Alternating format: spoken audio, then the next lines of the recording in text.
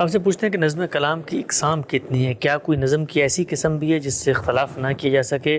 عام طور پہ کہا جاتا ہے کہ دو اقسام ہیں، ایک سیاق و سباق کا نظم یعنی کانٹیکسچول کوہرنس، اور دوسرا موضوعاتی نظم یعنی تھیمیٹیکل کوہرنس، جو ذرا پورے کے پورے مدعا کو پڑھ کے آپ بیان کرتے ہیں کہ اصل پورا کا پورا بات یہ تھی. تو یہ کیا دو ہی اقسام میں اس کو تقسیم کرنا چاہیے، اور اس میں سے کون سی ایسی قسم ہے کہ جس سے اختلاف ممکن نہیں ہے؟ تین چیزیں دیکھیے. پہلی چیز ظاہر سیاق و سباق ہوتا ہے. سیاق و سباق کے بغیر تو کسی جملے کو آپ متعین طور پر سمجھ سکتے ہی نہیں. ٹھیک، یعنی اس میں لازماً احتمال پیدا ہو جائے گا.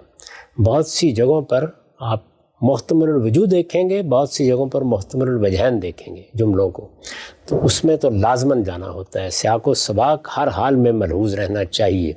اس سے آگے جب آپ نکلتے ہیں تو پھر وہ چیز آتی ہے کہ پوری سورہ میں اصل میں وہ کیا چیز ہے جس کو امام فرائی عمود سے تعبیر کرتے ہیں. یعنی سورہ نے کسی چیز کو سامنے رکھا ہے اور اس کو بنیاد بنا کر اللہ تعالیٰ نے بات کی ہے. سینٹرل آئیڈیا اس کو میں بھی اپنے طریقے پہ بیان کرتا ہوں، اپنے طریقے پر بیان کرتے ہیں، استاذ امام اپنے طریقے پر بیان کرتے ہیں.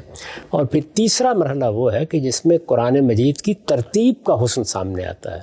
یعنی یہ صورتیں ہیں، اب ان صورتوں کو کس طرح سے رکھا گیا ہے، اس سے بھی قرآن مجید کے بعض پہلو واضح ہوتے ہیں، لیکن وہ قرآن کی عام تعلیم پر اثر انداز نہیں ہوتے.